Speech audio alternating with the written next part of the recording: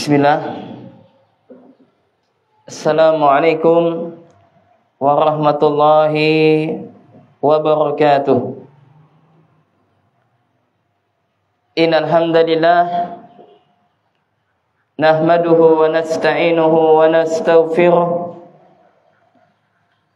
wa na'udzu billahi min syururi anfusina wa min sayyiati a'malina. May yahdihillahu fala mudilla lahu wa may yudlil fala hadiya lahu.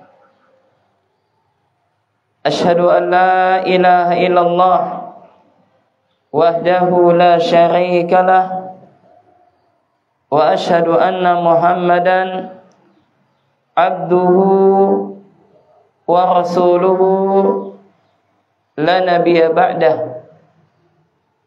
Qala Allahu azza wa jalla, ya ayyuhalladzina amanu taqullaha haqqa tuqatih wa la tamutunna illa wa antum muslimun. Ayyuhalladzina amanu Allahumma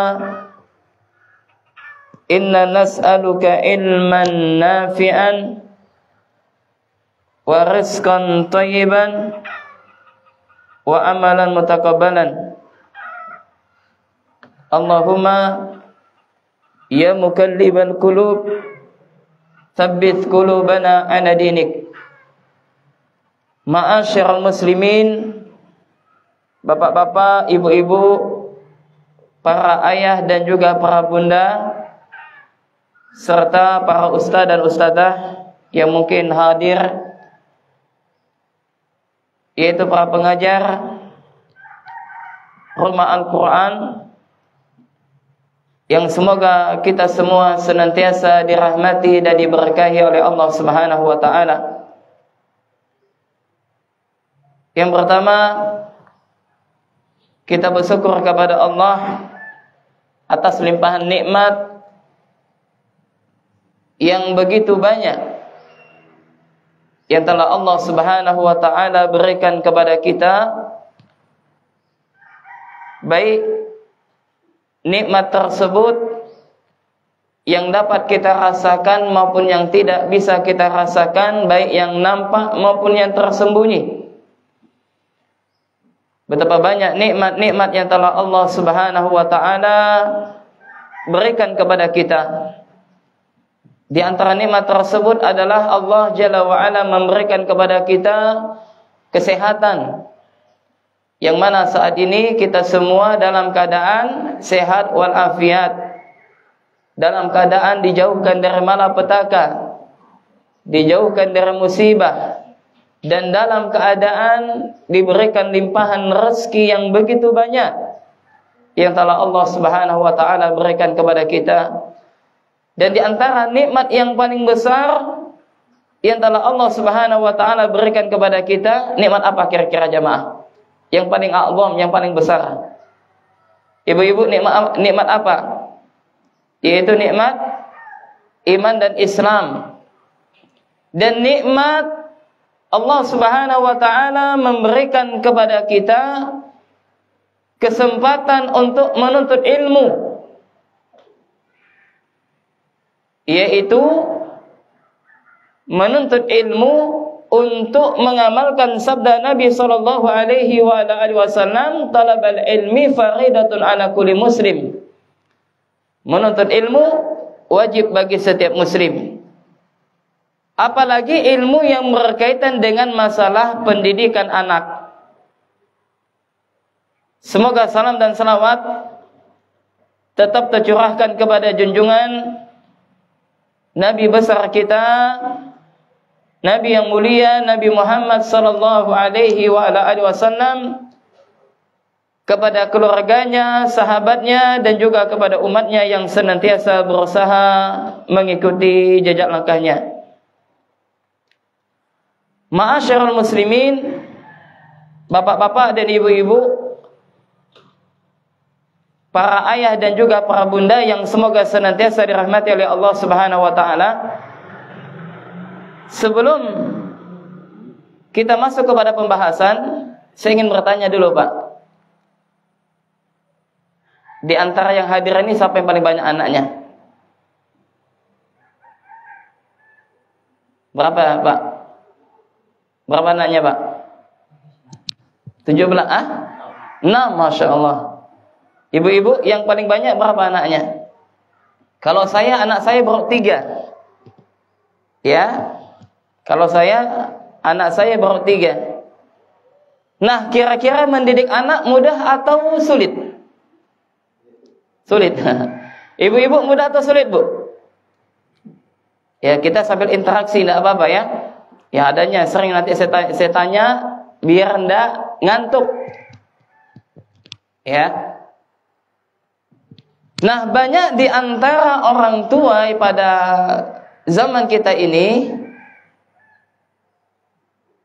mereka mengeluhkan tentang sulitnya di dalam mendidik anak-anak mereka. Ya. Kemudian banyak di antara mereka yang tidak paham tentang tanggung jawab pendidikan anaknya. Siapa nanti yang bertanggung jawab tentang pendidikan anak kita? Kalau saya bertanya kepada bapak-bapak dan ibu-ibu, ya, yang bertanggung jawab mendidik anak kita itu siapa? Siapa, Pak? Hah? Kita. Nah, ya, nanti akan kita jelaskan juga. Nah, jemaah yang semoga senantiasa dirahmati oleh Allah Subhanahu wa taala, pada kesempatan yang berbahagia ini kita akan membahas satu pembahasan yang sangat penting, yaitu adalah apa temanya? Apa temanya, jemaah? Setiap anak adalah hebat, yaitu kita mengenal konsep pendidikan fitrah atau karakter nabawiyah. Nah, sebelum saya berbicara lebih jauh tentang pembahasan kita ini, saya ingin bertanya kepada jamaah, kepada bapak-bapak dulu, karena yang hadir, yang nampak, ya adalah bapak-bapak.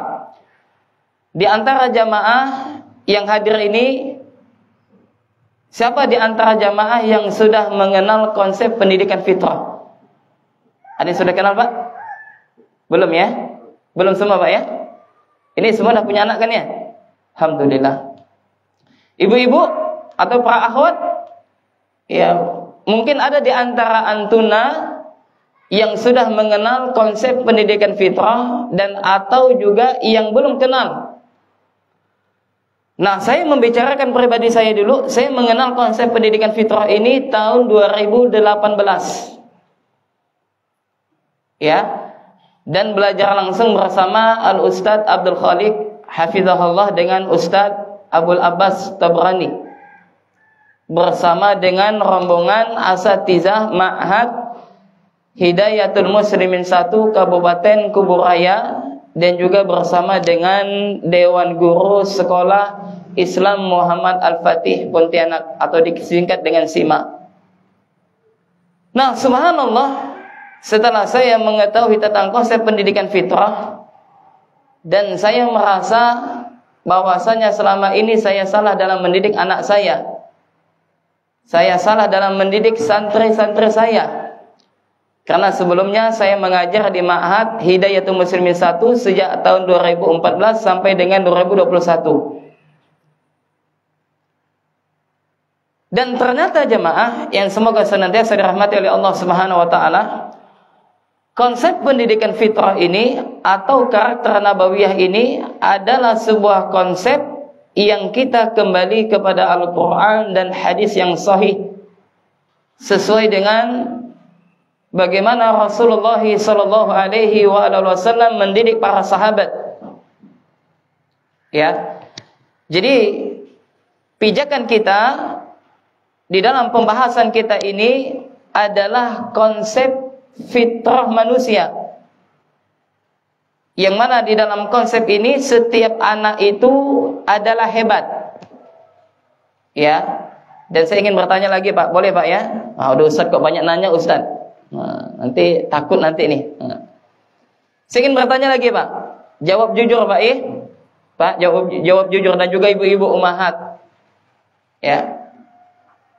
Anak itu dilahirkan dalam keadaan apa, Pak? Isi atau kosong? Kosong. Isi. Yang mana betul tuh? Nah, ibu-ibu, kira-kira anak itu dilahirkan dalam keadaan apa? Isi atau kosong? Kosong. Kosong dah. Kosong kata ibu-ibu ya? Ya. Atau isi? Ya.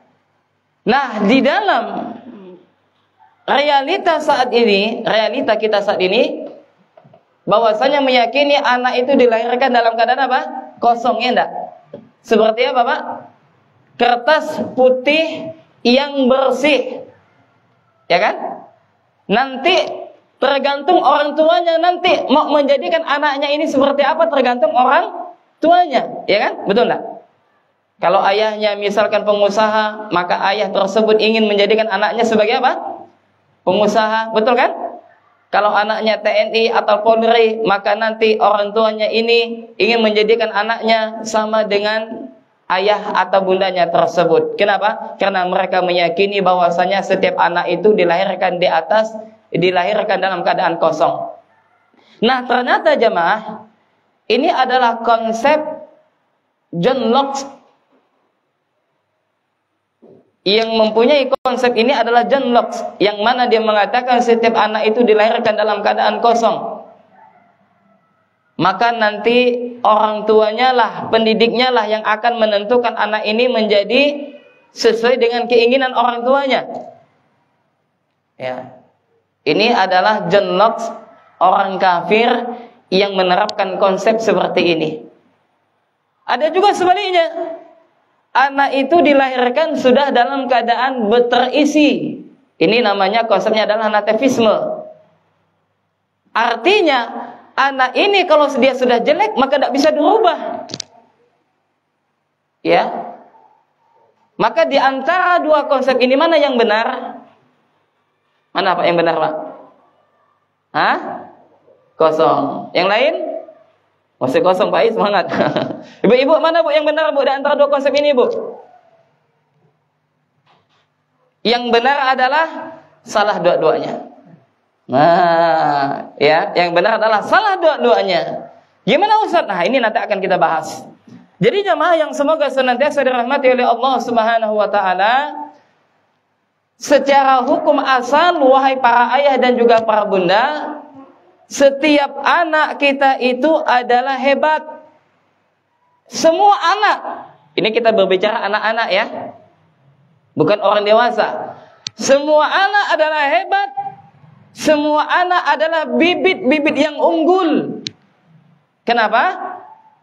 Karena setiap anak itu dilahirkan di atas fitrah. Sebagaimana sabda Nabi, kullu mauludin yuladu 'alal fitrah. Setiap anak, kata Nabi, itu dilahirkan di atas fitrah. Apa itu fitrah? Para ulama menyebutkan adalah keimanan. Nanti akan kita jelaskan insyaAllah. Sampai jam berapa kita tadi? Sampai jam 12 kah? 12 lewat ya? Masya Allah ya, 12 lewat. Jadi setiap anak itu dilahirkan di atas fitrah. Artinya apa? Sudah beriman kepada Allah. Dan anak itu apa? Adalah anak pembelajar. Dia sudah cinta kepada pembelajaran. Dan anak itu sudah dibekali dengan bakat. Ya, bakat kemarin kita bahas pada daurah di Tekarang. Ya, bakat itu adalah sifat yang menonjol. Nah, setiap kita memiliki ini jemaah, termasuk anak kita. Maka di dalam konsep pendidikan fitrah bapak-bapak dan ibu-ibu, tidak ada anak yang nakal, tidak ada. Tapi kenyataannya Ustaz, banyak anak yang nakal, ya kan? Banyak anak yang sulit untuk manut dengan orang tuanya. Dan dalam konsep pendidikan fitrah tidak ada anak yang malas belajar.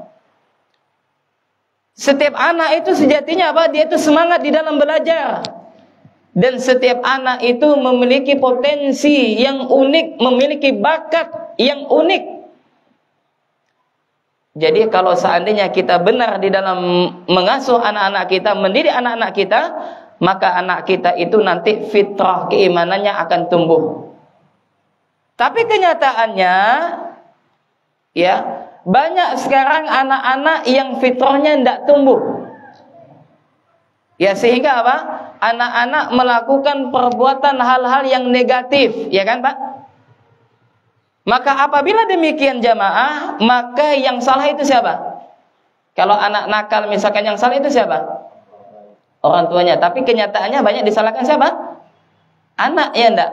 Maka kalau ada anak yang nakal, anak yang tidak cinta kepada pembelajaran, anak yang tidak cinta tentang sholat, anak yang tidak cinta kepada Al-Quran, maka ini ada yang salah di dalam metode pendidikan anak tersebut. Maka yang salah adalah bukan anaknya, tapi yang salah adalah siapa? Orang tuanya dan metode pendidikan terhadap anak tersebut. Inilah realita di lapangan kita, jamaah. Ya. Makanya di dalam konsep pendidikan fitrah nanti ada pondasi-pondasi yang akan kita sampaikan agar mindset kita ini berubah tentang masalah pola pendidikan anak-anak kita. Maka sejatinya jamaah yang semoga senantiasa dirahmati oleh Allah Subhanahu wa taala, di dalam mendidik ini tugas kita adalah menumbuhkan karakter keimanan yang ada pada anak kita, bukan menjejali dengan penjejalan dengan mata pelajaran yang begitu banyak yang belum saatnya diajarkan, tapi kita sudah mengajarkan kepada anak-anak kita. Inilah yang terjadi di dalam pendidikan kita hari ini, jamaah. Sehingga apa? Anak-anak yang sudah baligh tapi dia belum akil, ya enggak? Ya, anak-anak yang sudah baligh tapi dia belum akil. Ya, sehingga apa? Anak yang 18 tahun, apa bisanya anak 18 tahun sekarang, Pak? Masih minta duit, masih suka main warnet, masih suka apalagi pacaran dan yang semisalnya. Berbeda pada zaman Nabi. Pada zaman Nabi, Pak, anak yang usia 18 tahun dia sudah menjadi pemimpin panglima perang. Siapa namanya? Siapa namanya? Usamah bin Zaid. Ya. Zaid bin Thabit. Ya, dia adalah anak yang usia 13 tahun ditugaskan oleh Nabi untuk menulis wahyu. Subhanallah. Anak zaman kita sekarang ini 13 tahun, 14 tahun, 15 tahun bisanya apa? Bisanya apa? Tidak bisa berbuat apa-apa. Kenapa? Karena itu tadi, ya, salah dalam mendidik mereka sehingga mereka tidak menjadi anak yang akil baligh. Ya, baligh dulu, akilnya nanti. Dan nanti akan kita bahas juga apa itu baligh, apa itu akil. Nah, jemaah yang semoga senantiasa dirahmati oleh Allah Subhanahu wa taala, maka kesimpulannya adalah bahwasanya di dalam konsep pendidikan fitrah, maka setiap anak itu adalah anak yang hebat, anak yang sudah dibekali keimanan oleh Allah Subhanahu wa taala dan telah dibekali dengan kecintaan kepada kebaikan, dan dia telah dibekali tentang keahlian daripada setiap anak tersebut. Nah, sekarang kita akan membahas beberapa pembahasan, yaitu yang berkaitan dengan setiap anak itu adalah hebat. Pembahasan yang pertama, jamaah, kita akan menjelaskan bahwasanya setiap anak itu dilahirkan di atas fitrah.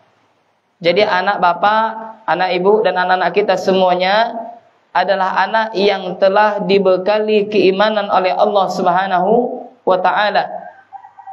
Ya, anak yang telah dibekali keimanan oleh Allah Subhanahu wa taala. Nah, tugas kita sebagai orang tua adalah menumbuhkan karakter keimanan kepada anak tersebut.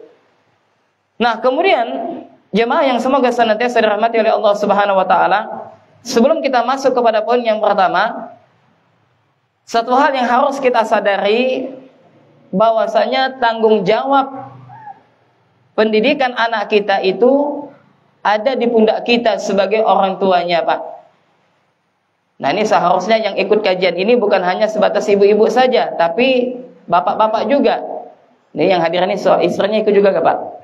Nah, cocok. Jadi apa? Kerjasama di dalam mendidik anak-anak. Ya, tidak bisa hanya istri saja mendidik anak, sedangkan kita tidak. Ya, Maka kalau kita ingin sukses di dalam mendidik anak-anak kita, harus ada kerjasama antara kita sebagai suami dan istri kita. Kenapa? Ya, karena yang bertanggung jawab di dalam mendidik anak-anak kita adalah kita, Pak. Ya, jadi bukan lembaga pendidikan, bukan yayasan pendidikan. Ya, kenapa? Karena mindset daripada orang tua saat ini, ya, terutama ayah, yang mana dia merasa ketika dia bekerja, ketika dia mencari nafkah, maka ini sudah cukup sebagai melaksanakan tanggung jawab dia sebagai seorang ayah. Padahal tidak tepat, jamaah. Artinya tanggung jawab yang harus kita berikan kepada anak-anak kita itu bukan hanya berkaitan masalah nafkah saja, tapi apa? Pendidikan. Bahkan para ulama kita mengatakan mana yang harus didahulukan, apakah nafkah lahiriah ataukah pendidikan yang harus kita berikan kepada anak-anak kita. Maka kata para ulama, yang paling afdol yang harus kita utamakan adalah pendidikan yang harus kita berikan kepada anak-anak kita. Ya, maka ketika kita menyadari bahwasanya tanggung jawab pendidikan itu ada di pundak kita, maka hendaknya kita semangat, wahai para ayah, wahai para bunda, untuk menggali, untuk mempelajari tentang masalah pendidikan anak-anak kita. Ya, kenapa? Karena berbahagialah orang tua yang apabila dia memiliki anak yang soleh dan soleha. Yang mana memiliki anak yang soleh dan soleha adalah idaman atau harapan setiap orang yang soleh dan soleha. Kenapa? Karena anak kita itu adalah aset kita. Anak yang soleh dan soleha itu adalah aset kita, Pak. Jadi kalau kita meninggal dunia, maka amalan kita akan terus mengalir selagi anak kita tersebut senantiasa mendoakan kita. Kata Nabi yang mulia sallallahu alaihi wasallam, "Idza mata ibnu Adam in qata'anhu amaluh illa min thalath." Apabila anak Adam telah meninggal dunia, maka semua amalannya akan terputus kecuali 3 hal. Salah satunya adalah waladun salihun yad'ulah, yaitu anak yang soleh yang senantiasa mendoakan orang tuanya. Ya, banyak di antara kita tentu saja menginginkan anak yang soleh dan soleha. Akan tetapi bapak-bapak dan ibu-ibu, para aba wa umahat, ya, bapak-bapak dan ibu-ibu, ya, para ayah dan juga para bunda, memiliki anak yang soleh itu adalah keinginan kita. Akan tetapi, ya, menuju memiliki anak yang soleh perlu proses dan perlu perjuangan dan perlu kesungguhan bagi kita di dalam mendidik anak-anak kita. Maka kita akan menjelaskan, ya, sebelum kita masuk kepada poin yang pertama, ya, satu hal yang harus kita yakini, yang harus ada di dalam benak kita, yaitu adalah bahwasanya tanggung jawab pendidikan anak-anak kita itu ada di pundak kita, Pak. Bukan kepada ustadz atau bukan kepada ustazah, tapi tugas kita. Allah Subhanahu wa taala menyebutkan di dalam Al-Qur'an surah At-Tahrim ayat 6, Allah sebutkan, ya ayyuhalladzina amanu qu anfusakum wa ahlikum nara wa quduhan nasu wal hijarah 'alaiha malaikatun ghiladun shidadun la ya'sunallaha ma amarahum wa yaf'aluna ma yu'marun. Ya, artinya adalah kata Allah Subhanahu wa taala, Allah sebutkan, wahai orang-orang yang beriman. Ya, maka yang bagi dirinya merasa orang yang beriman, maka hendaknya terpanggil. Kata Allah, qu anfusakum wa ahlikum nara. Wahai orang-orang yang beriman, kata Allah, jagalah diri kalian dan keluarga kalian dari api neraka jahanam. Ya, waquduhan nasu wal hijarah, yang mana bahan bakar daripada api neraka jahanam tersebut adalah batu dan manusia. Kemudian penjaganya adalah malaikat-malaikat yang kasar lagi keras, yang tidak pernah durhaka kepada Allah Subhanahu wa taala, dan mereka senantiasa taat kepada apa yang telah diperintahkan kepada mereka. Maka di dalam ayat ini jamaah yang semoga senantiasa dirahmati oleh Allah Subhanahu wa taala, ya, tugas kita adalah yang pertama kali menjaga diri kita dulu, Pak. Ya, agar bagaimana kita selamat dari api neraka jahanam. Dan yang kedua, kita menjaga keluarga kita. Siapa di sini keluarga kita, Pak, yang paling dekat? Siapa jamaah? Hah? Istri dan anak-anak kita. Ya, artinya apa? Istri dan anak-anak kita harus kita jaga dari api neraka jahanam. Dengan apa caranya? Dengan mentarbiyah mereka atau dengan mendidik mereka. Yaitu kita berusaha mendidik diri kita dan mendidik keluarga kita dari api neraka jahanam. Inilah penafsiran daripada Ali bin Abi Thalib yang mana dia mengatakan allimuhum wa adibuhum atau wa adibuhum wa allimuhum. Ajarkanlah ilmu kepada mereka dan ajarkanlah adab kepada mereka. Di dalam Jami'ul Bayan fi Ta'wilil Quran yang ditulis oleh Imam At-Tabrani, ya, yaitu belum menjelaskan tentang tafsir daripada ayat tersebut, adalah perkataan Ali bin Abi Thalib, wa adibuhum wa allimuhum. Ajarkanlah adab kepada istri kalian, kepada anak-anak kalian, dan ajarkanlah ilmu kepada mereka. Jadi tugas kita bapak-bapak dan ibu-ibu, bagaimana kita ini mendidik anak-anak kita. Bagaimana kita wahai para suami mendidik istri kita. Bagaimana kita ini wahai para ayah, wahai para bunda, semangat dalam mendidik anak-anak kita. Ya, semangat di dalam mendidik anak-anak kita. Ya, kenapa jamaah? Karena mendidik anak wajib atau tidak? Wajib, dan nanti akan ditanya oleh Allah Subhanahu wa taala. Ya, yang mana kita semua sejatinya adalah pemimpin, dan setiap pemimpin akan ditanya oleh Allah Subhanahu wa taala tentang apa yang akan kita pimpin. Ya, di dalam sebuah hadis kata Nabi yang mulia sallallahu alaihi wasallam, kullukum ra'in wa kullukum mas'ulun an ra'yatihi. Setiap kalian adalah pemimpin, kata Nabi, dan setiap pemimpin akan ditanya tentang apa yang telah dia pimpin. Ingat bapak-bapak dan ibu-ibu, kita semua adalah pemimpin. Dan Nabi SAW menjabarkan. Nabi menjelaskan lebih rinci lagi, apa kata Nabi? Al-imamu ra'in wa huwa mas'ulun an ra'yatihi. Yaitu setiap imam adalah pemimpin. Ya, mulai dari Pak Presiden sampai ketua RT, sampai ketua RW, semuanya adalah pemimpin dan semuanya akan dimintai pertanggungjawaban atas apa yang telah dia pimpin. Ini penjabaran yang pertama. Nabi jelaskan. Kemudian apa lagi kata Nabi? Wa rajulun ra'in, dan seorang laki-laki ya adalah pemimpin fi ahli wa huwa mas'ulun an ra'yatihi, yaitu pemimpin di dalam rumah tangganya. Ya, kita wahai para suami, kita wahai para ayah adalah pemimpin di dalam rumah tangga kita.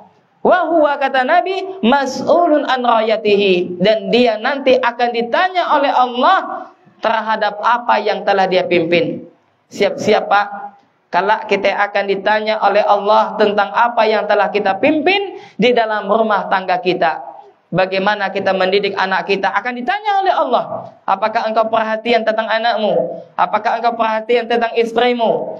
Ya, apakah telah engkau didik mereka? Ataukah sebaliknya engkau sibuk? Ya, sampai-sampai engkau lupa untuk mendidik istri dan anakmu. Maka nanti Allah Jalla wa Ala akan bertanya kepada kita jemaah.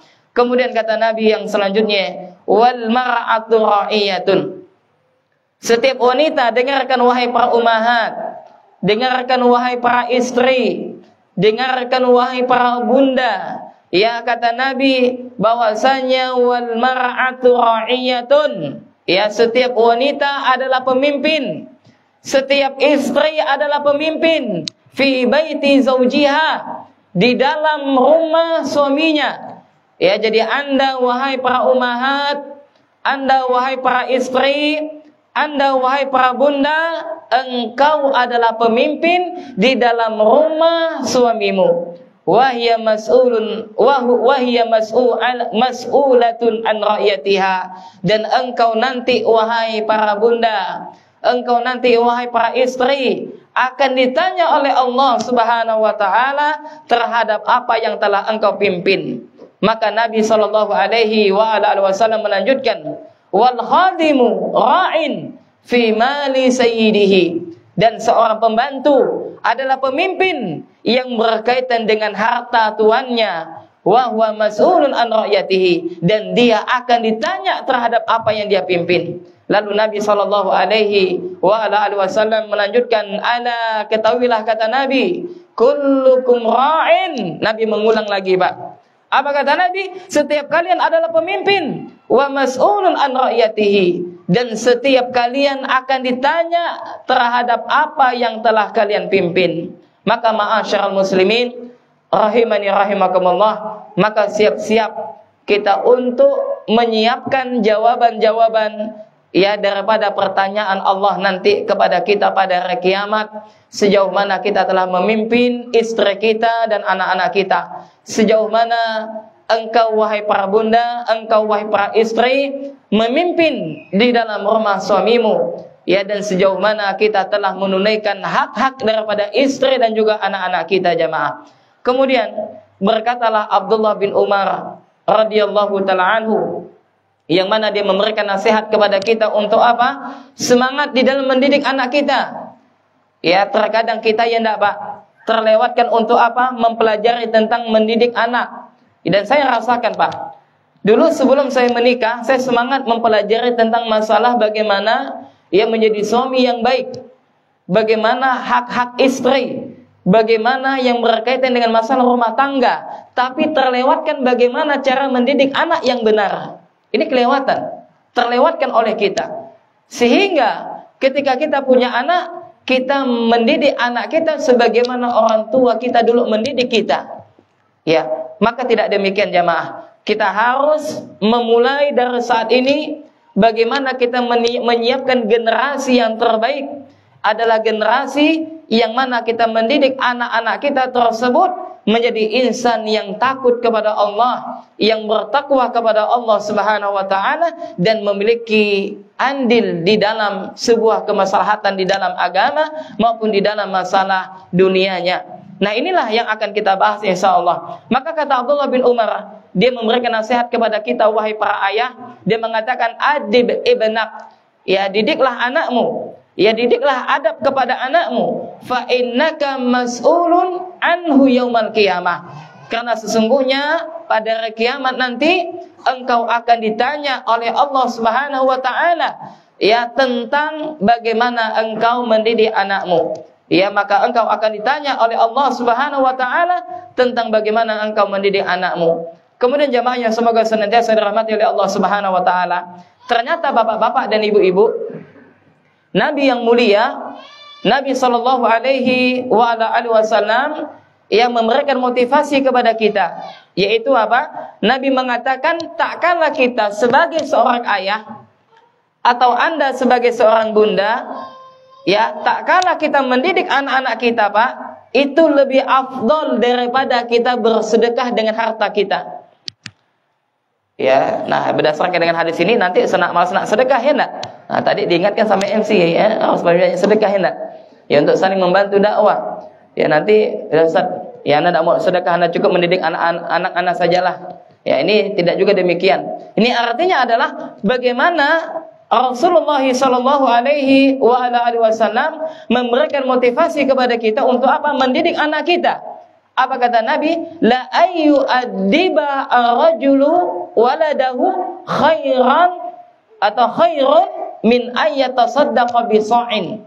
Kata Nabi sallallahu alaihi wasallam, seseorang yang mendidik anaknya itu lebih baik daripada dia bersedekah dengan harta.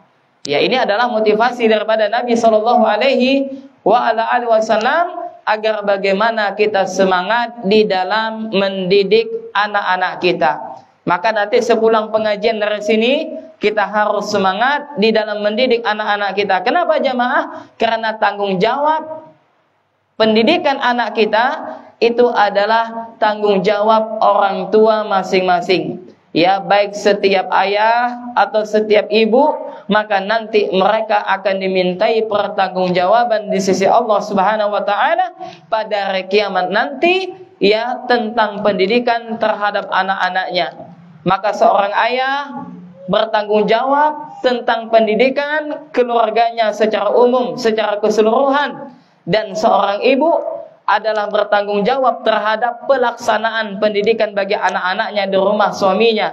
Maka tanggung jawab ini tidak bisa kita gantikan ke lembaga atau yayasan pendidikan. Artinya, meskipun anak kita telah kita sekolahkan, meskipun anak kita telah kita mondokkan, maka tanggung jawab kita mendidik mereka, ya, tidak bisa tergantikan. Maka hendaknya kita tetap harus kerjasama dengan sekolah, ya, tersebut atau lembaga atau yayasan tersebut di mana anak kita disekolahkan jamaah. Maka jamaah yang semoga senantiasa dirahmati oleh Allah Subhanahu wa taala, ya, maka ini adalah hal yang harus kita ketahui bahwasanya tanggung jawab pendidikan anak-anak itu ada di pundak orang tuanya. Oleh karena itulah bapak-bapak dan ibu-ibu, ya, kalau ada anak yang nakal, ya misalkan di pondok pesantren, kalau ada anak yang nakal, maka pihak pondok boleh komplain sama orang tuanya. Ya, tapi sekarang terbalik, ya enggak? Kalau ada anak yang nakal, biasanya yang komplain siapa? Orang tua kepada siapa? Kepada pondok.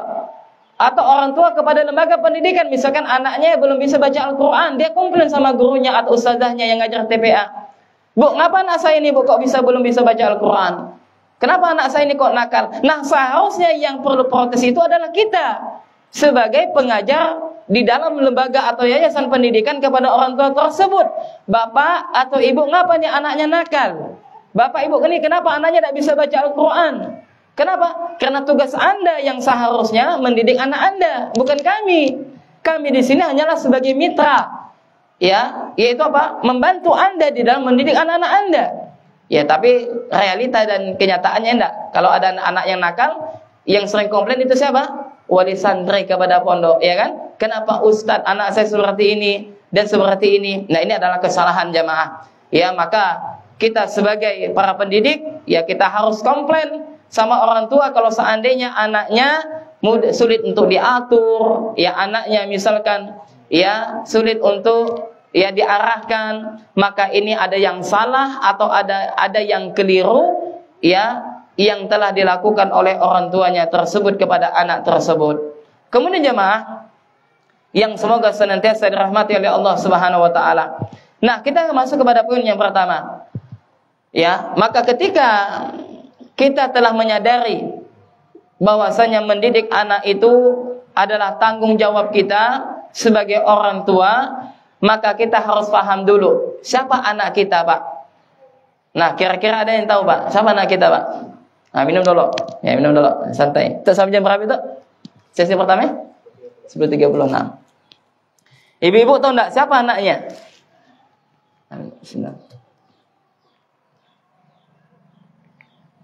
Kalau enggak tahu anaknya, enggak kita lanjutkan kajian ini. Nah, gimana? Jawab, Pak. Walaupun salah enggak apa-apa. Ibu-ibu, siapa anak kita?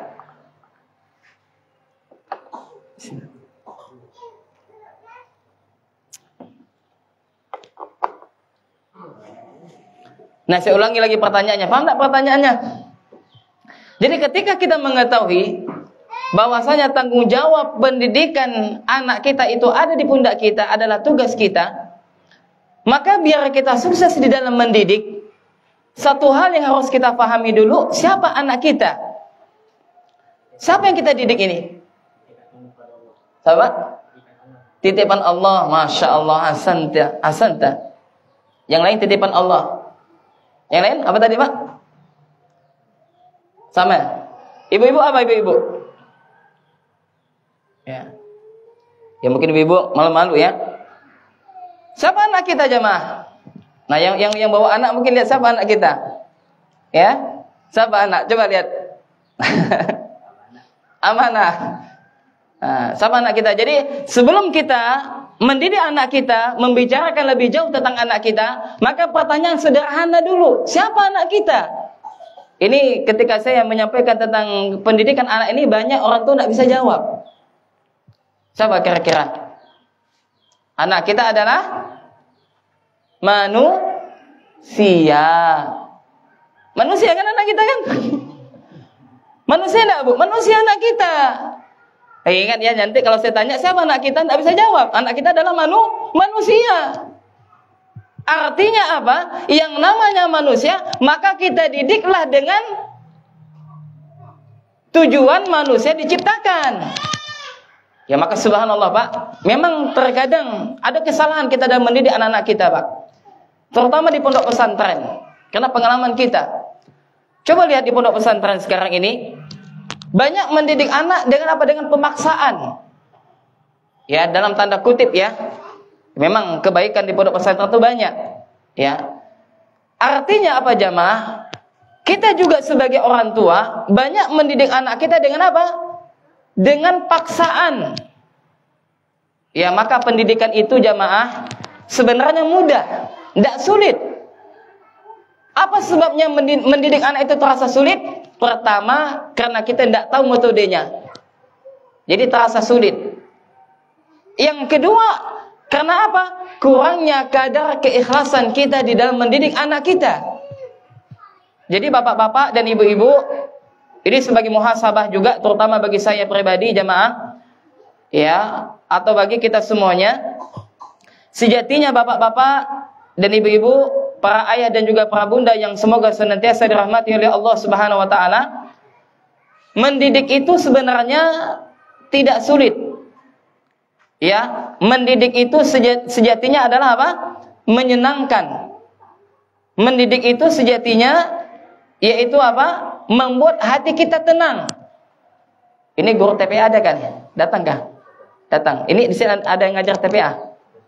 Gimana Pak ngajar anak-anak Pak? Senang enggak ngajar anak-anak? Pusing? Pusing enggak? Pusing enggak? Hah? Pusing? Nah, para ustazah gimana mengajar anak-anak? Anak-anak TK yang aktif. Pusing enggak? Pusing. Bahkan apa suka nak marah-marah mungkin. Ada sebagian guru seperti itu mungkin. Nah, sejatinya para ayah dan juga para bunda, mendidik anak itu sebenarnya menjadikan hati kita tenang. Menjadikan kita bahagia. Kenapa? Karena mendidik itu adalah bagian daripada ibadah. Ya, dan setiap ibadah itu mendatangkan apa? Ketenangan, mendatangkan kebahagiaan, mendatangkan ketenangan, kedamaian. Tapi nyatanya realita di lapangannya enggak. Di dalam mendidik kita masih marah-marah. Nah, sahabat di sini para ayah yang suka marahi anaknya. Kayaknya wajah-wajahnya tak pernah pemarahnya enggak? Ya. Atau ibu-ibu mungkin yang sering memarahkan anaknya. Ya. Nah, ibu-ibu kalau sering marahkan anak, ya, maka berusahalah untuk mendidik anak tanpa marah. Bisa ke Ustadz? Insya Allah bisa. Wah, nanti senang Ustadz, anak-anak Ustadz. Ya gitu, memang kita buat mereka senang. Kita tuntaskan egosentrisnya. Nanti akan kita bahas insya Allah. Ya, jadi mendidik itu, tapi nyatanya apa? Masih ada yang suka marah-marah. Bahkan ada masih ada yang merasa menderita karena sebab mendidik anak. Ya, masih membuat anak tertekan dalam mendidiknya. Ya, dan bisa jadi hal itu disebabkan adalah metode yang kita ajarkan itu belumlah benar. Ya, kenapa? Karena pada asalnya mendidik anak itu adalah mudah jamaah. Tenang, menyenangkan, membuat kita bahagia, membuat kita nikmat. Kenapa tadi? Karena mendidik itu perintah agama. Melakukan perintah agama itu adalah ibadah. Sedangkan ibadah kalau dilandasi dengan ikhlas dan sesuai dengan tuntunan akan mendatangkan ketenangan, kedamaian. Ya, maka di sini jamaah, maka mungkin ada yang salah kita dalam mendidik anak-anak kita, Pak. Ada salah dalam mendidik anak-anak kita. Sehingga apa? Kita mendidik mereka dengan marah, dengan pukulan, dengan bentakan. Sehingga apa? Anak kita nanti tumbuh menjadi anak yang luka pengasuhan. Adakah anak yang luka pengasuhan? Banyak, Pak. Banyak. Di pondok-pondok pesantren tuh banyak anak-anak yang terluka dalam pola pengasuhan orang tuanya. Sehingga kalau anak sudah luka pengasuhan, sulit untuk diarahkan. Ya, fitrah keimanannya tidak tumbuh. Ya, kalau suruh sholat, tidak mau sholat. Ya, kenapa? Karena tadi di dalam mendidik mereka terdapat kesalahan. Maka jamaah yang semoga senantiasa dirahmati oleh Allah Subhanahu wa taala, kalau kita betul konsep atau metode pendidikan kita benar sesuai dengan dalil Al-Qur'an dan Sunnah, maka insya Allah kita mendidik anak itu dengan senang, Pak. Kita tidak panik mendidik anak. Nah, mungkin ibu-ibu yang mungkin sebelumnya suka marah-marah, bapak-bapak juga mungkin kalau mengenal konsep pendidikan fitrah ini, insya Allah kita tidak marah lagi dengan anak kita, Pak. Tenang. Ya, anak-anak mau ngapain misalkan, itulah kehebatannya. Ya. Nah, ini harus kita rubah pola pikir kita. Ya, kenapa jamaah? Karena ya di dalam mendidik ini ya hanya sekali dalam seumur hidup anak kita. Jangan sampai salah di awal-awal anak kita masa tumbuhnya, jangan sampai kita salah dalam mendidiknya. Ya, nanti kalau salah akan ada luka di dalam pengasuhan. Nah, kemudian jamaah kita kembali tadi. Tadi kan saya tanya ya enggak, siapa anak kita, Pak? Nah, manusia, harus kita jawabnya enggak. Ya, manusia, anak kita manusia. Ya enggak, ibu-ibu? Ya, anak kita adalah manusia. Maka salah satu di antara kesuksesan di dalam mendidik anak-anak kita, maka kita harus tahu dulu siapa anak kita. Ya, semua sudah sepakat ya enggak, anak kita itu adalah siapa? Manusia. Maka pertanyaan selanjutnya, untuk apa Allah menciptakan manusia? Ibadah kepada Allah. Ada lagi yang lain? Ada lagi? Rasa-rasa si an ustad. Rasa-rasa ialah nang, sige ilah nang. Tujuan Allah menciptakan kita untuk ibadah. Ada lagi yang lain? Hah? Naam, ada Pak. Yang kedua, untuk menjadi khalifah. Apa khalifah di sini? Pemakmur bumi. Ya, menjadi insan yang bermanfaat. Apa kata Nabi? Khairun nas anfa'uhum linnas. Sebaik manusia kata Nabi adalah yang bisa memberikan manfaat kepada manusia yang lain. Jadi bapak-bapak dan ibu-ibu dan juga para ustadz dan ustazah dan juga pemilik lembaga atau yayasan pendidikan, di dalam kita mendidik anak-anak kita, mendidik santri-santriwati kita, harus dua hal ini. Selaras dengan Allah menciptakan manusia. Jadi tujuan pendidikan itu haruslah selaras dengan tujuan penciptaan manusia. Apabila tujuan pendidikan tidak selaras dengan tujuan penciptaan manusia, maka itu adalah aktivitas-aktivitas tanpa makna. Artinya tidak ada faedahnya. Inilah konsep pendidikan kita saat ini. Mungkin bapak-bapak masih ingat enggak, untuk sekolah kita berapa tahun kita sekolah dari SD sampai SMA?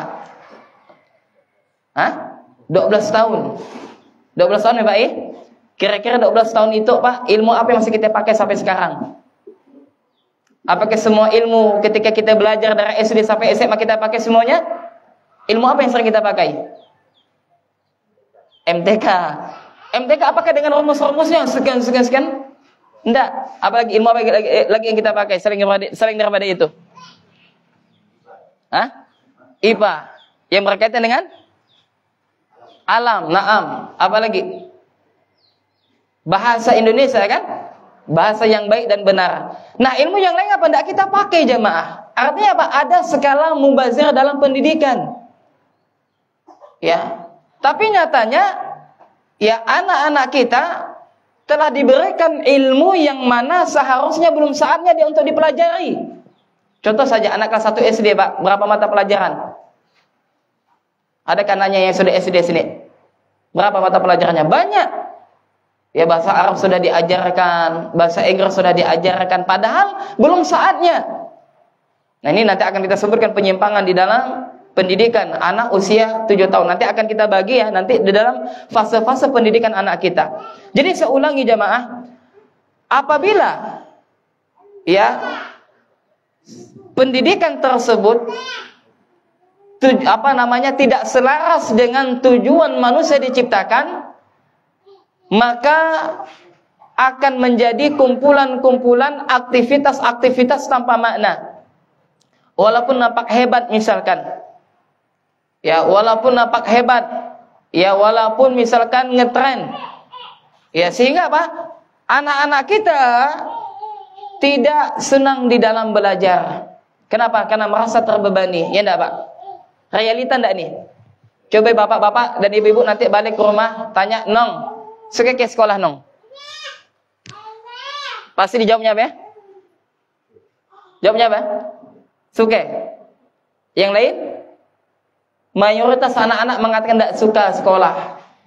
Kenapa? Banyak beban pelajaran. Ya banyak beban. Nah kalau dia mengatakan suka, nah ini berarti apa? Fitrahnya mulai tumbuh nih. Fitrah pembelajar. Ya. Nah inilah jamaah yang semoga senantiasa dirahmati oleh Allah Subhanahu Wa Taala.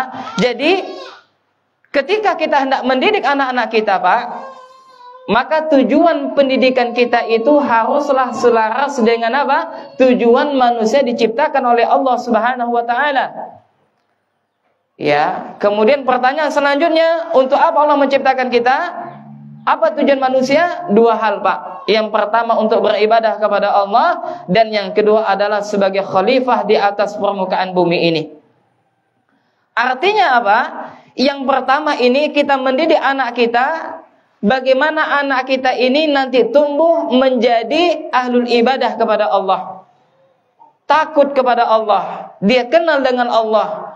Dia cinta tentang sholat, cinta tentang Al-Quran. Oleh karena itulah bapak-bapak dan ibu-ibu, sebelum kita mendidik anak kita untuk sholat, maka yang kita didik dulu adalah menumbuhkan kecintaan tentang sholat. Ya, ini tugas kita. Sebelum kita mengajarkan Al-Quran kepada anak kita, maka kita lakukan dulu apa? Menumbuhkan kecintaan dia kepada Al-Quran. Kalau dia sudah cinta kepada Al-Quran, maka dia akan selalu membersamai Al-Quran. Ya, maka di sini kita akan sebutkan dalil yang pertama, bahwasanya Allah menciptakan kita adalah untuk beribadah kepada Allah.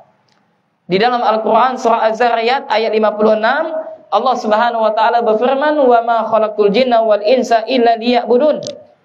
Tidaklah aku menciptakan jin dan manusia kecuali untuk beribadah kepadaku, kata Allah.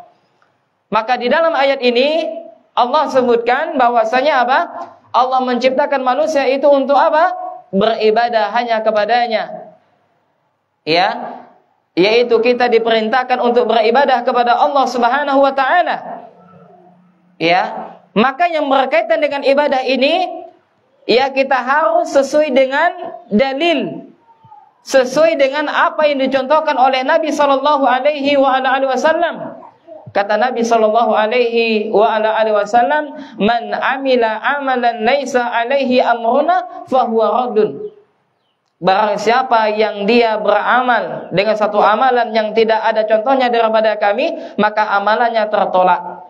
Jadi tugas kita adalah bagaimana kita mengajarkan anak-anak kita itu agar mereka tumbuh di dalam beribadah kepada Allah. Dan ini adalah satu keharusan. Semua anak harus mendapatkannya. Ya, semua anak harus mendapatkannya. Ya, yang mana tugas kita adalah bagaimana kita yang mendidik anak-anak kita ini agar dia menjadi orang yang taat kepada Allah Subhanahu wa Ta'ala. Insyaallah dalam masalah ini kita sudah paham, ya, yaitu adalah untuk ibadah kepada Allah. Nah, ibadah kepada Allah ini jamaah adalah apa? Kaitannya dengan apa? Dengan keimanan. Ya, jadi ibadah kepada Allah ini apa? Kaitannya dengan apa, Pak? Keimanan. Artinya adalah kita mendidik anak-anak kita, bagaimana tugas kita nanti menumbuhkan karakter iman kepada anak kita. Jadi sejatinya anak kita itu dilahirkan sudah dalam keadaan apa? Sudah dalam keadaan beriman kepada Allah. Maka tugas kita menumbuhkan keimanannya. Makanya nanti kita akan membahas tentang fase-fase pendidikan. Sebagaimana Al-Imam Ibnu Qayyim, ya, anak-anak itu ada fase-fasenya, Pak. Ada fase tufulah, ada fase tamyiz, ada fase syabab. Ya, yang mana fase-fase ini nanti disebutkan oleh Al-Imam Ibnu Qayyim, sehingga ada masa emas karakter yang harus kita ajarkan kepada anak kita. Ya, anak tufulah misalkan anak usia 2 sampai 7 tahun. Nah, metode apa yang harus kita berikan kepada anak kita? Maka di sini metodenya adalah membangkitkan tentang fitrah keimanan anak kita dengan apa? Dengan interaksi, dengan memperbanyak dialog. Contohnya, nong, lihatlah nong langit nong, siapa menciptakan? Nong, lihatlah kelapa nong, siapa menciptakan air kelapa? Tiba-tiba ada air di dalamnya. Ya kan, Pak? Pernahkah bapak-bapak dan ibu-ibu dialog dengan anaknya demikian? Mungkin belum pernah, ya enggak? Nanti diamalkan nanti ketika setelah mempelajari ini. Ya.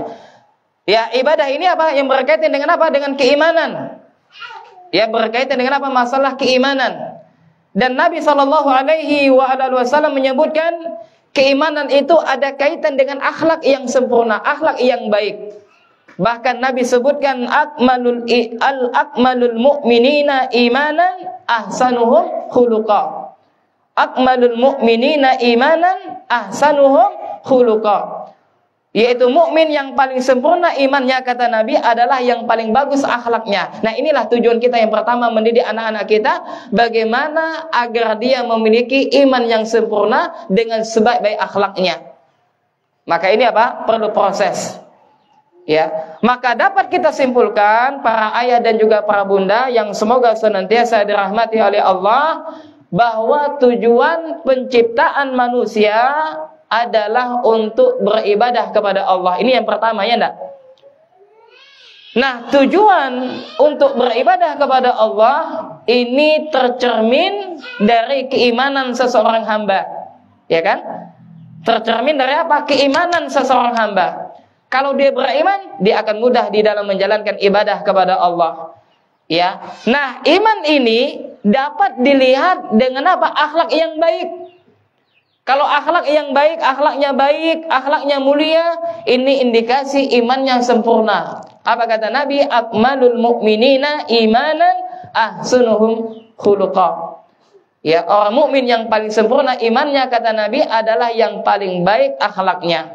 Nah, inilah tugas kita, bagaimana kita mendidik anak-anak kita ini agar dia tumbuh beribadah kepada Allah dengan tercermin dengan keimanannya yang sempurna, dengan sebaik-baik akhlak yang mulia. Inilah kita bagaimana berusaha mendidik anak-anak kita agar menjadi anak-anak yang memiliki akhlak semulia-mulia akhlak, ya, sebaik-baik keimanan, dan melakukan ketaatan kepada Allah Subhanahu wa taala.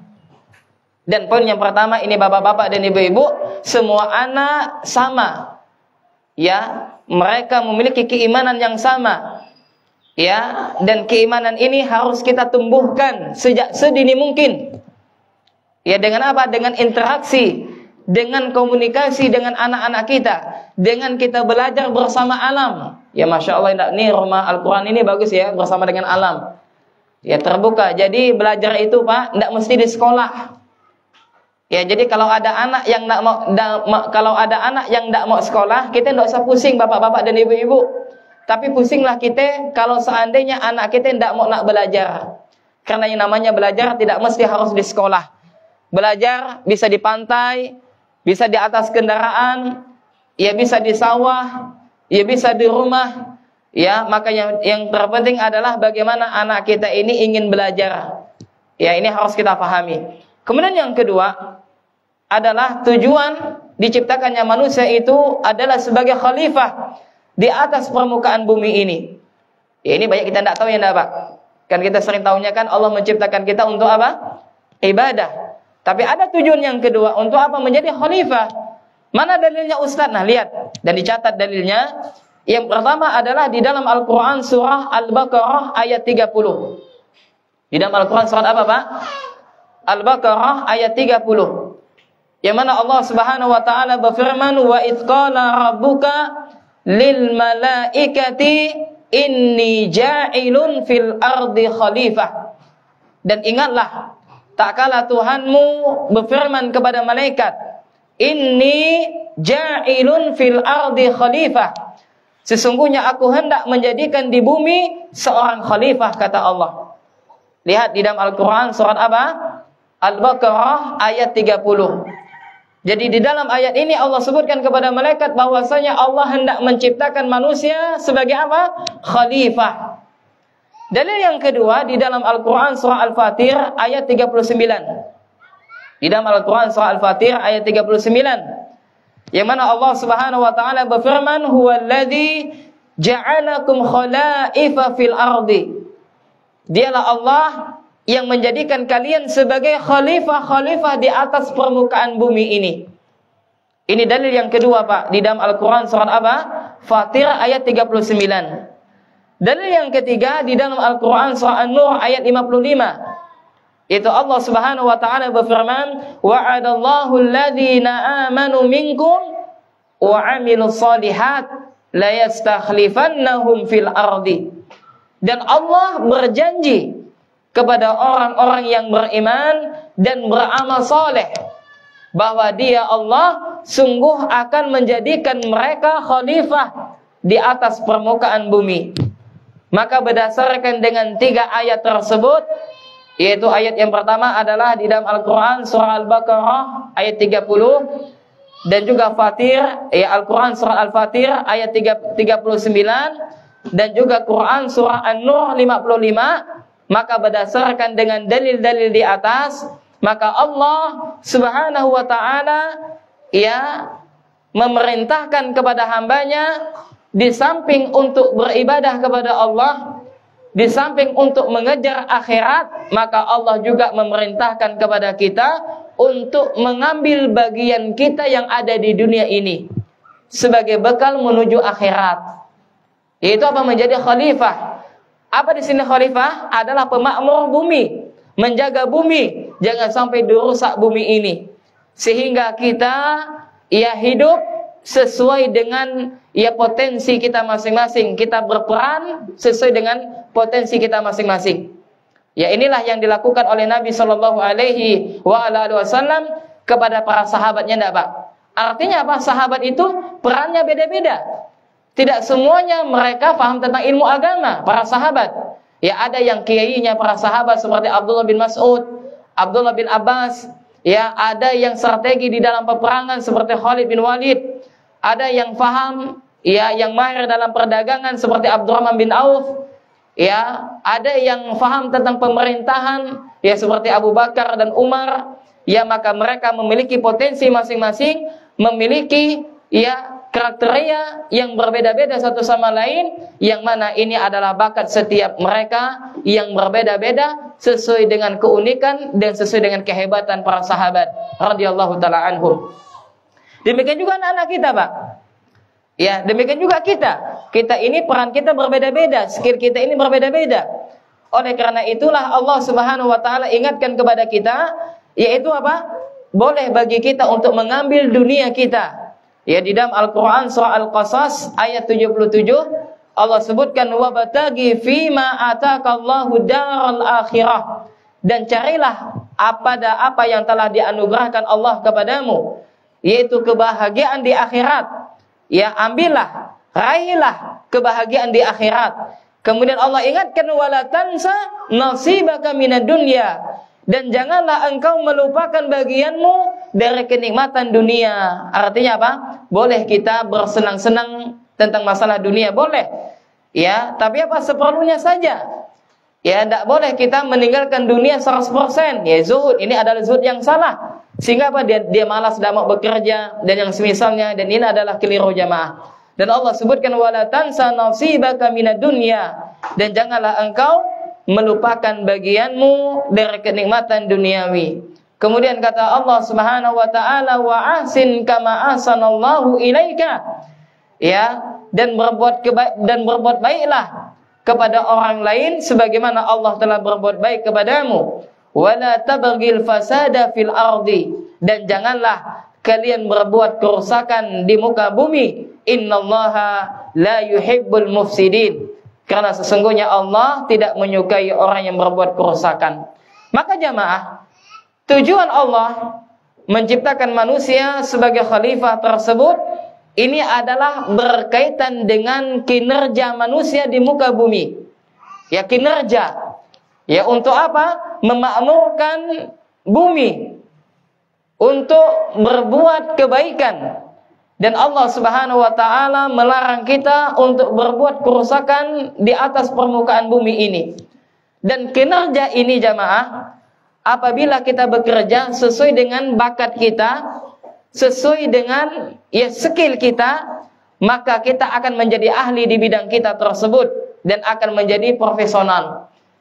Dan Allah Subhanahu wa taala mencintai seseorang yang apabila dia bekerja itu secara profesional, bukan asal-asalan. Apa kata Nabi? Innallaha yuhibbu idza amila ahadukum amalan ayyutqinahu. Kata Nabi, sesungguhnya Allah itu menyukai seseorang jika bekerja, maka dia bekerja dengan profesional. Jadi bukan asal-asalan.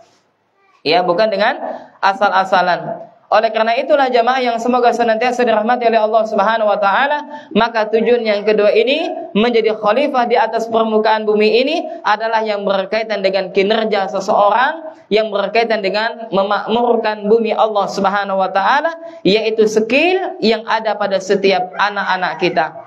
Dan Allah Subhanahu wa taala memuji melalui lisan nabinya bahwasanya seseorang hamba itu memiliki kemuliaan kalau seandainya dia makan itu dengan hasil usahanya sendiri. Kata Nabi sallallahu alaihi wasallam, "Ma akala ahadun ta'aman qattun khairan min ayyakula min amali yadih." Kata Nabi, tidak ada seseorang memakan satu makanan yang lebih baik dari makanan hasil kerja kerasnya, dari tangannya sendiri. Artinya apa? Kita diperintahkan untuk memakan dari hasil usaha kita sendiri. Tidak boleh meminta-minta. Dan kata Nabi sallallahu alaihi wasallam, wa inna nabiyallah Daud alaihi salam kana ya'kulu min amali yadih. Dan Nabi Daud alaihi salam, Nabi Allah Nabi Daud, dia makan dari hasil kerja keras tangannya sendiri. Maka jamaah, semoga senantiasa dirahmati oleh Allah Subhanahu wa taala, maka tugas kita adalah bagaimana kita mendidik anak kita itu agar dia memiliki potensinya yang telah Allah Subhanahu wa taala bekali. Dan ini potensi ini, bakat ini harus kita gali. Bakat anak kita harus kita gali sejak sedini mungkin. Kemudian jemaah yang semoga senantiasa dirahmati oleh Allah Subhanahu wa taala. Maka ketika kita telah mengetahui tentang tujuan diciptakannya manusia untuk apa tadi? Untuk dua hal. Yang pertama adalah untuk beribadah kepada Allah Subhanahu wa taala, dan yang kedua adalah untuk menjadi khalifah di atas permukaan bumi. Maka selanjutnya adalah yaitu kita akan mengenal tentang masalah fitrah setiap anak kita. Bahwasanya setiap anak kita itu adalah hebat. Kenapa hebat?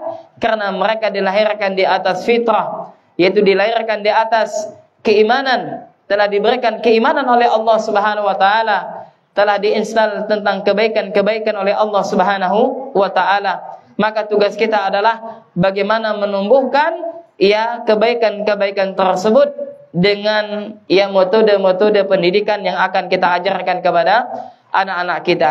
Nah, mungkin saya rasakan demikian dulu sesi yang pertama, dan insyaallah nanti akan kita lanjutkan pada sesi yang kedua. Kita istirahat sejenak 15 menit. Kita cukupkan sampai di sini. Subhanakallahumma wa bihamdik, asyhadu an la ilaha illa anta, astaghfiruka wa atubu ilaik.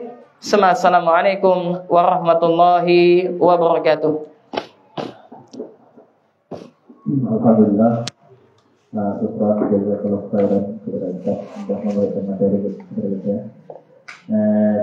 Hidangannya diambil ini orang. Makannya di mana? Ada kopi, ada es, Masya Allah, ada teh, ada air putih, ada sambal. Itu sambal.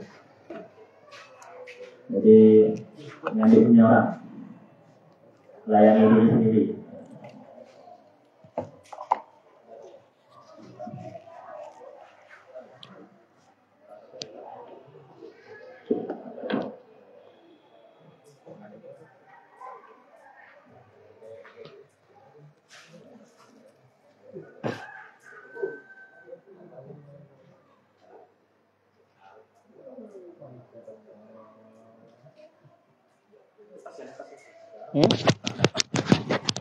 Agak tinggikan sedikit.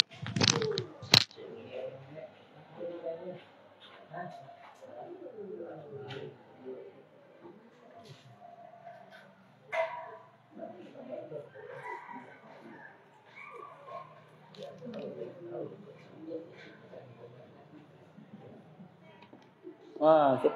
Masya Allah.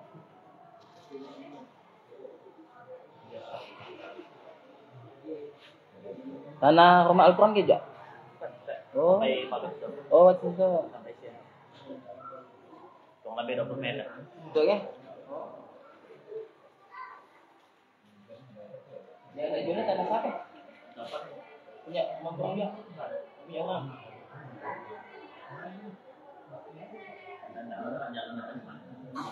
Oh iya. Ada jalan kayak jalan sih. Jadi gimana jalan air penurunan begitu ditutup air, masuk air. Bisa aja lah. Saya bikin jalan itu bisa.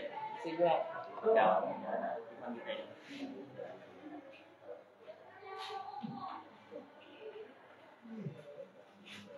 Belakang tuh nampak kayak lewat 200 lebih meter. belakang ke? Yang kebun kelapa masih 100 lebih meternya. Tapi ini tuh ya. Udah melihat-lihat. Oh, Masya Allah.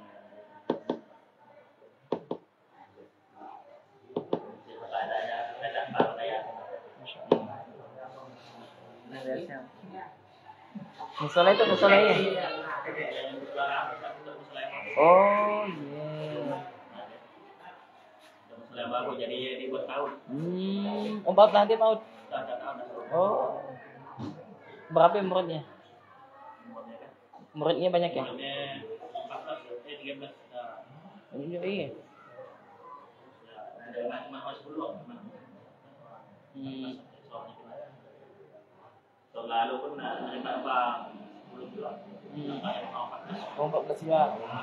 TPA-nya banyak ya? TPA-nya